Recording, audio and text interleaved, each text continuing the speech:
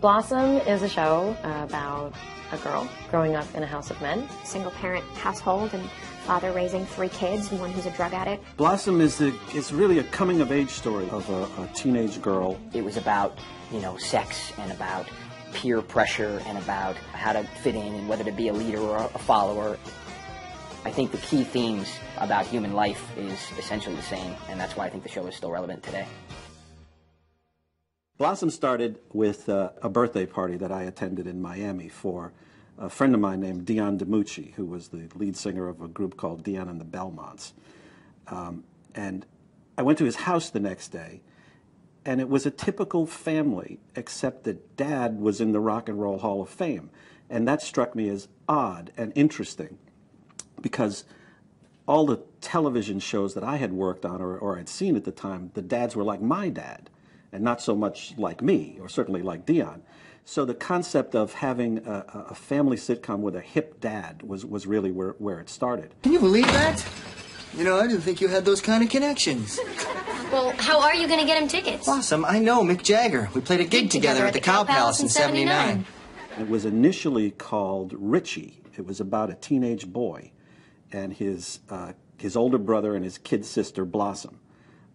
Because I really wanted to do Catcher in the Rye in a sitcom form. I got a call from Paul Witt, and Paul said NBC would like to do the show, but Leslie Laurie, who's one of the NBC executives, has a suggestion that you focus it on the girl, on Blossom, rather than on Richie. So Richie would become the younger brother, and the show would be about Blossom.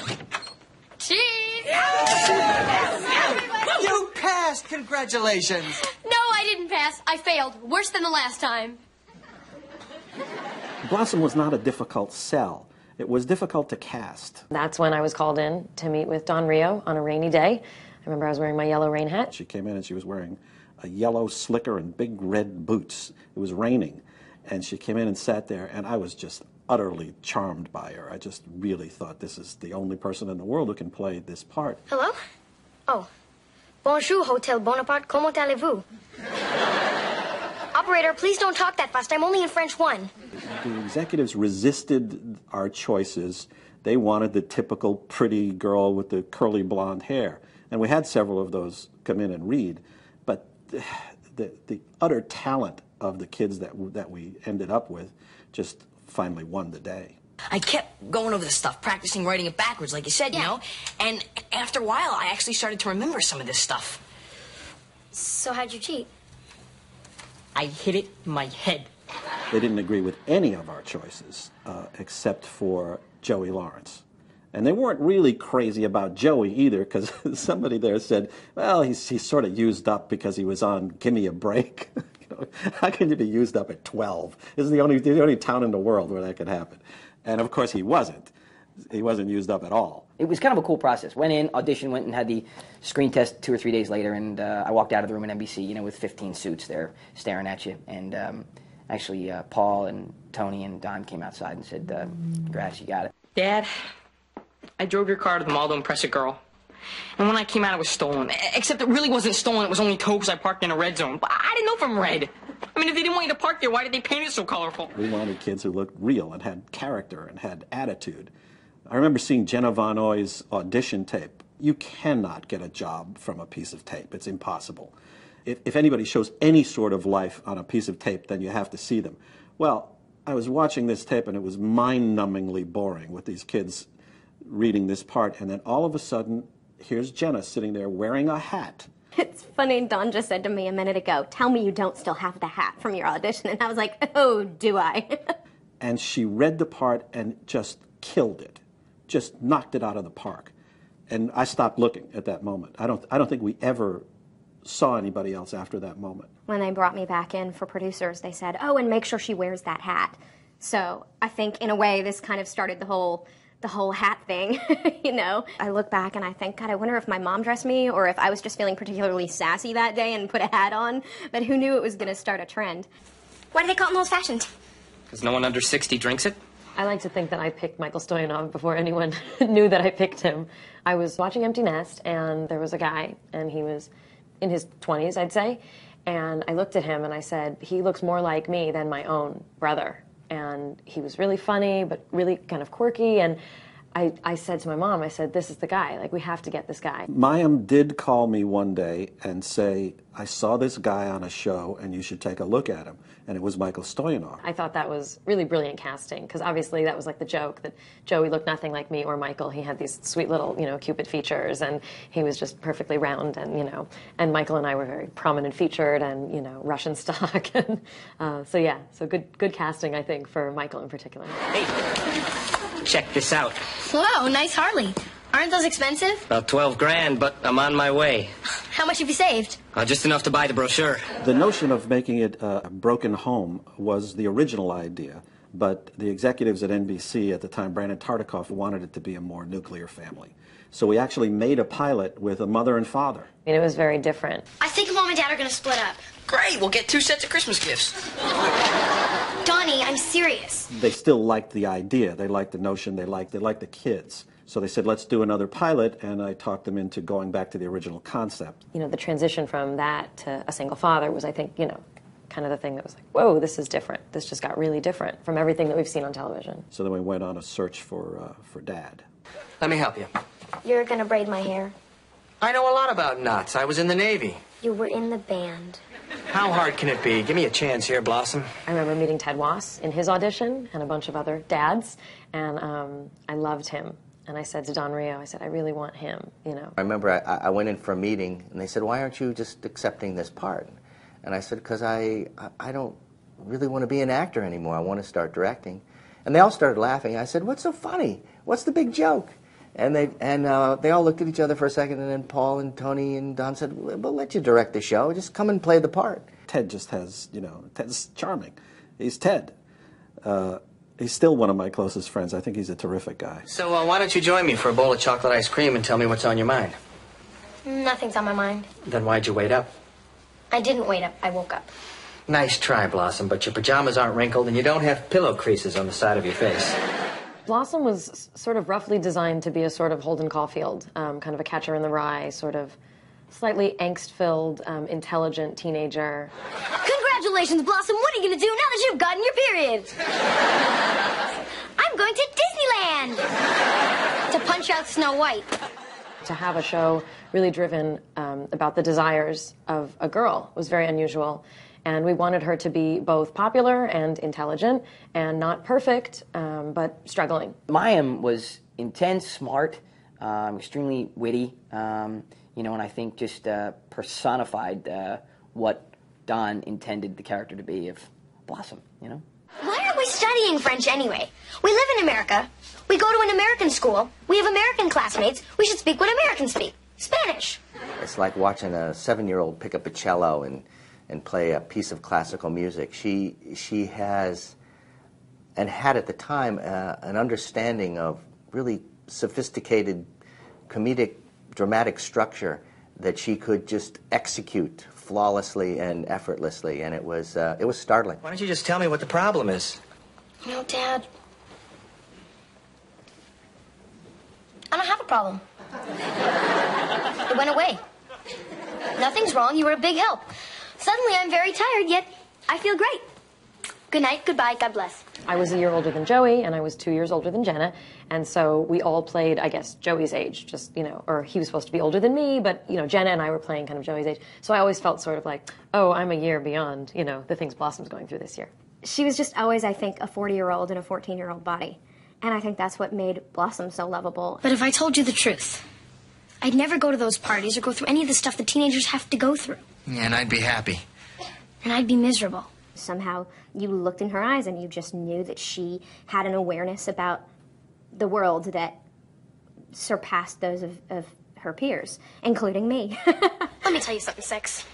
There's a borderline between the land of the incredibly stupid and the land of the drooling idiot. And on that border is a toll booth. Joey works in that toll booth. Man, I had such a crush on Joey when I was a little kid. Who didn't, I guess? Like every other girl across America, I just thought he was adorable. More sex talk, Joey? Just a wild guess. Yeah, like, you don't have any questions, Miss Goody Two-Shoes? It's natural to be curious, Joey, but not to the exclusion of everything else in the universe. Well, for your information, I also think about sports. the complete man. He thought he had it all together and really had nothing together. A lot of humor came from Joey Russo. He was the brunt of a lot of jokes. You know, he was the comic relief a lot of the time in the show, and to play a character like that was fun, because I always got the home runs. At my age, I'd forget my head if it wasn't screwed on. You put that thing on with screws? Joey was a very seasoned actor by the time I met him. He was, you know, he was like an adult already in a lot of ways. Hey, Frankie, don't you remember what happened?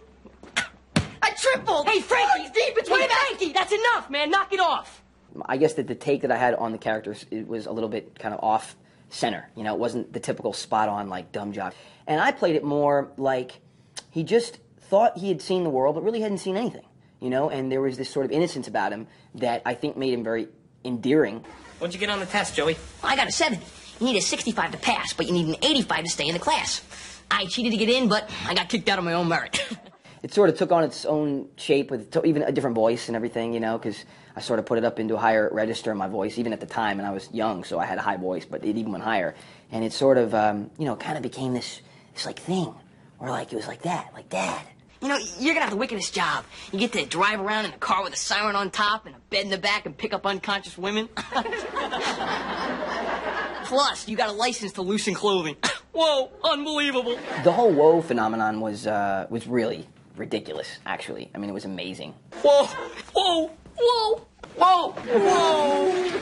They wanted me to read it like a surfer guy, like a you know, like a whoa. We got to the audience, you know, on show night, and it wasn't working. It wasn't funny. Whoa. So I got a note from Don, you know, saying, you know what, why don't you just honestly forget everything I've said all week, because clearly what I've said didn't work. I sort of wrote this line. I think it can work. Just do something. Just literally try something. I didn't even think about it. I didn't preconceive it. I just sort of said, all right. So we opened the door, and I was like, you know, whoa, Dad, I have no idea. I couldn't even get the rest of the line out. As soon as that whoa happened with that crack in it like that, and you know, it was that whoa. I mean, it was crazy. Like, they laughed for like 20 seconds. I couldn't even get the rest of the line out. I mean, and the stage manager came over after the scene and literally just went, "That's from Don." And that's when it happened. That night, it was done. Do it. Whoa! Whoa. Whoa. I remember one time early on in the second year, Joey came out for his introductory bow. And a pair of panties came out of the stands and landed on the floor in front of him. And Joey said, "What is that?" And I said, "That's a house at the beach, man. We're going to run for a really long time." You can't plan that, you know. That sort of connection between, you know, Joey Russo and the fans out there was tremendous. For us, I don't know, it just kind of seemed like, you know, all of America getting to see the Joey that, you know, that we knew he could be. I was lucky. You could look at it as a curse. I think it was fantastic. I wasn't 25 years old playing 16. So for me, at 14 when it happened and, you know, the character exploded, I was 14. So it was awesome. I just thought he handled it with incredible grace and dignity. I thought that, you know, he looked like one of those guys that was just born to be, for whatever period of time, one of those most famous people in all the world. Must be a real bummer being ugly. Yeah. Mike is so dry and witty. He's just, what a neat guy. He is one of the funniest people I've ever met. When we played opposite each other, you know, Joey Russo's broad humor and Anthony's kind of subtle humor, I think, worked really well together. What are you looking at me for? Oh, no, I was just thinking out loud, that's all. That's good, Joe. You used to move your lips when you thought. My initial concept was to have a family member, in this case the older brother, be dealing with drugs and alcohol. I didn't know anybody who wasn't dealing with issues of drugs and alcohol, or any family that it hadn't touched. But there wasn't a whole lot of it on television, especially in comedy. You know, I think what we were doing was sort of breaking that mold of everything's always perfect in a TV series, and it'll always work out perfect, you know, in a half-hour TV series. We weren't poking fun at the thought of being an addict, that we were allowing for the idea that sometimes when you can laugh about it, it is part of the way to get through it. We had episodes that dealt with drugs and alcohol in ways that were not being dealt with at that time. Don't take this the wrong way, Tony, but I worry about you going out like your friend did tonight. I worry about it a lot. I worry too, Dad. All I can tell you is it didn't happen today. I'll make a deal with you. You keep trying one day at a time. I'll keep being proud of you one day at a time. Deal. I was listening to a lot of Tom Waits at the time, and almost everything that I've ever written has been inspired by music. And Tom Waits had an album out called Rain Dogs. And I wrote this piece where Anthony describes himself as a rain dog. You see, dogs go out and they mark things with their scent so they can find their way home. Yes. But sometimes, when they're way out there, it rains. And the rain washes their trail away. They don't know where they are. You see them standing around in doorways trying to figure out what went wrong. I thought, Jesus, if I can write stuff like this in a half-hour sitcom, this is going to be a good job. So that's why Anthony was so much fun to write. He was smart and complicated and screwed up, you know, like everybody I know. What is wrong with this picture? Too much club soda? I remember when I met Jenna, I had never met anybody like her before. She was from the East Coast, she was from Connecticut, and she was a much broader personality than I was used to meeting. So what's the deal with Jimmy and Patty? Oh, well, apparently she caught him talking to Leslie Fisher, the geek. And Patty is so insanely jealous that she thought there was something going on, which there wasn't. So she gives Jimmy back the ring, and he goes right over to Susan's house, who he's been secretly in love with, and he gives her the ring, and this looks nice. Jenna was hilarious. Jenna, was bubbly. I mean, so much energy. It was ridiculous. Just oozing out of her energy and youthfulness. Her comic talent, especially in the early episodes where Dawn kind of created this fast-talking sort of, fireball. What she did on the show is what, she did that. I mean, as a matter of fact, it was written like, say it as quick as you can. And then Jenna went to like warp speed, and we would sit at the table reads, and she would go blah, blah, blah, blah, blah. You'd be like, I don't even know how she just said that. I really don't know how it came out of her mouth that fast. Susie heard it from Lisa, who's best friends with Nancy, who goes out with Dennis's friend Robert with the bad skin, not handsome Robert. And he told Nancy, who told Lisa, who told Susie, who told me, that Dennis told the boys in the locker room that you and he had sex at the movies the other night. I'm going to go ahead and assume I'd either had far too much coffee already at the age of 12, or I was just working on some pretty heavy-duty nerves that day, because that's definitely how the fast talking came into play. Jenna is a fearless, fearless person, and even as a little kid, she was really fearless with her comedy. She was much bolder than I was. She was much more willing to like elbow me if I was in her light. She was much more aware of the industry and had much more of a strong personality. So that was really new for me, but I learned a lot from her. But really, she was just supposed to be Blossom's sassy sidekick, and sort of the yin to Blossom's yang, and the Ethel to her Lucy. Where's the switch? Somewhere over there? Where? Under Mount Fuji. Hi, Grandpa. It's me, Joey. Hey, Joey. How you doing? Bernard Hughes, just a legend. That guy's been around. I mean, was around forever. He brought such gravitas to the set. He is such a warm, interesting, but had such an edgy sense of humor. He was a great addition to the cast. He was this grandpa figure, but of course, because, it was Don Rio and it was Blossom, we couldn't do anything just, we couldn't just have a grandfather. Like, he had to be this sex-crazed, Look, I'd love to have you stay so we could argue all night, but I've got a 67-year-old woman waiting for me in the bathtub, and she may not keep. It was actually great to have another adult on the show for a change. Besides those kids, we have nothing in common. All right, you a Dodger fan? Yankees. Celtics? Lakers. Rams? Raiders. Blondes? Bingo. To have a hip dad like that, with an earring, with cool hair, that was really not done. Dad's a musician? Wow, that's pretty interesting. He was a single parent and definitely out of his depth. And those are actually the characteristics about him. That's the one single thing that really attracted me to playing him. Here's how it is. There's a balloon payment due on the house, and I can't afford it. It's that simple. Why don't you just use the college money? No. I thought this was a family discussion. It is, but we're not going to talk about that. Well, we're all together anyway. Let's play Pictionary. I mean, to have a single dad was very unusual, and the implication was that single dads date, which we all know now, and people knew then, but it wasn't on television like that, and that's something that we showed. We showed a dad dating, and we showed how kids react when dads date. Oh, Blossom, I'm sorry. I forgot to leave you a note. I don't know what I was thinking about. I've got to guess. He was great. He was like the dad, man. I mean, that's what he was. He was a lot older than everybody. I mean, he was surrounding us. He just kind of like adopted us as sort of kids. He was the dad. He allowed all of us to be kids, and at the same time, I think, gave all of us the respect of adults. He wanted to try to expand, his role on the show, and he wanted to try to direct some episodes. It felt really natural to me. I always valued his opinion. I don't remember him not giving his opinion to me about stuff. It was awesome. I mean, it was like we didn't even have a director that week because he was like on the set like he always was, helping us out like he always was. But, you know, during the shows, when he wasn't on the stage with us, he'd jump up to the booth and make sure it was all looking good. He was an actor's director, which some actors who become directors are not, and he truly was. It was, I think, really seamless. It never felt weird to me. I think there's no better director than one that comes from a half-hour format to direct a half-hour format, because they really do get it, you know? And there is a real art form to it. That's why you don't see a lot of them on TV today. I got it. Hi! Hi, Teresa. Hi, Blossom. Hi, Blossom. Hi, Joey. Hi, Joey. Hi, how you doing? Well, if you ladies will excuse me, I'll have to go make myself beautiful. Oh, that shouldn't take too long, Mr. Rizzo. Good Eddie Haskell impression, Six. I think a lot of the writing was so ahead of its time. And again, I would say thanks to Don Rio for that. Don Rio is exec producer, creator of the show.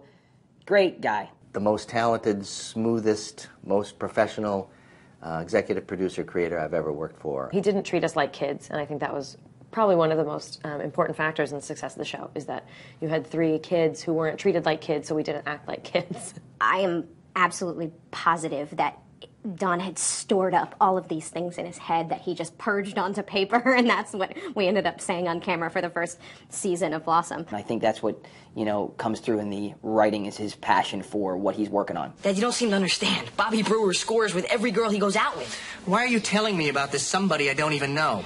Because he's got a thing for Blossom. Oh, you're talking about Bobby the Dead Boy.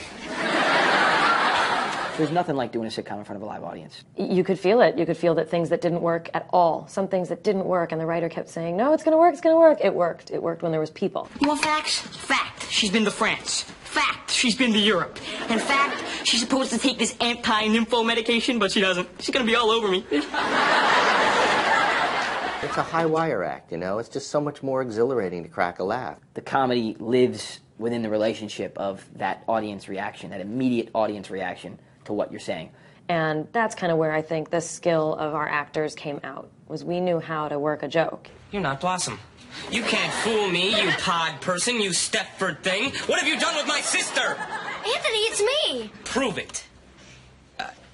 It is you. Hi. Zane Busby was our director for the first 2 years. She was absolutely the perfect person. She had a communication with Mayim that was really extraordinary. She understood my character's point of view. She understood, she got the whole thing, and she was a real joy to work with. We liked having a female director for a kind of female show.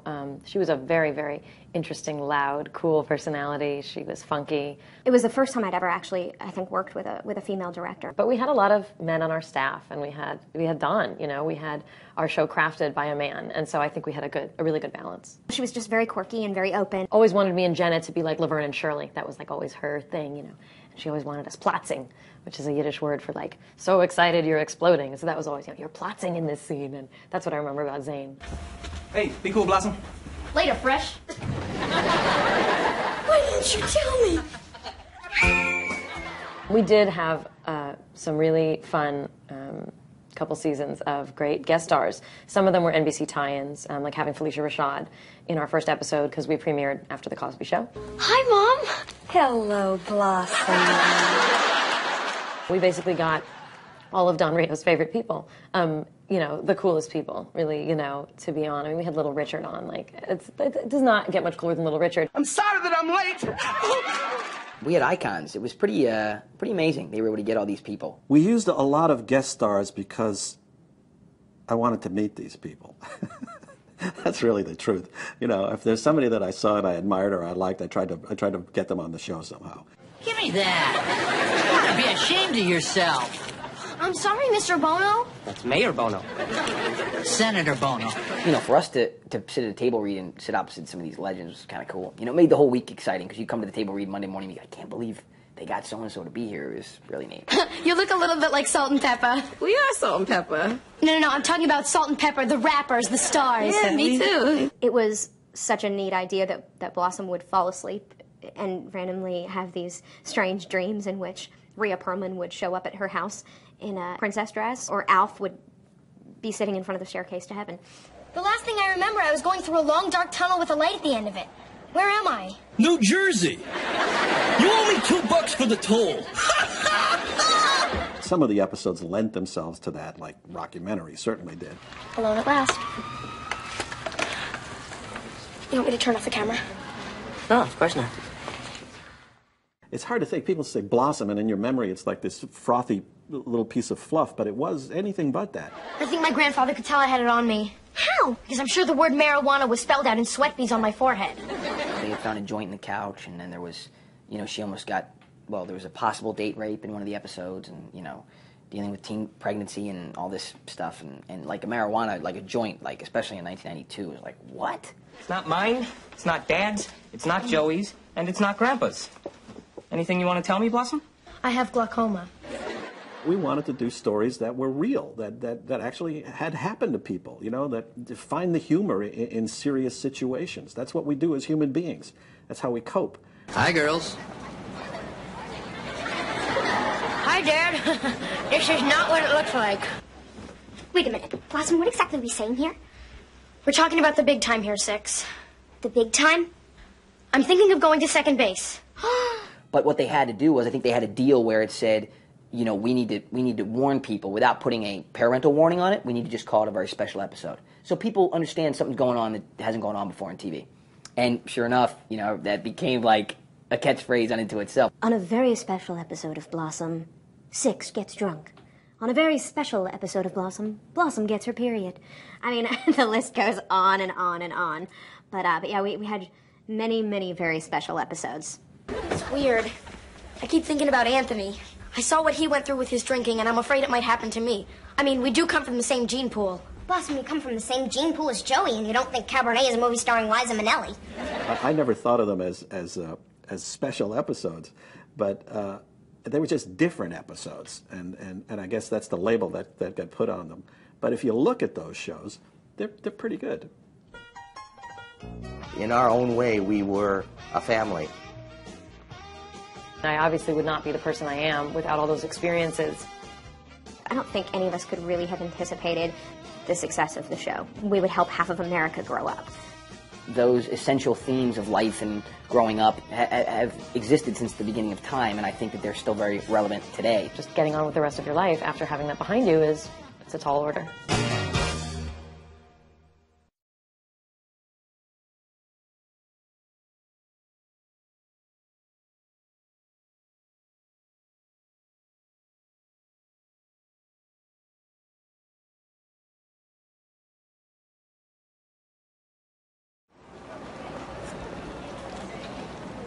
Oh my God. What? I've run out of things to say.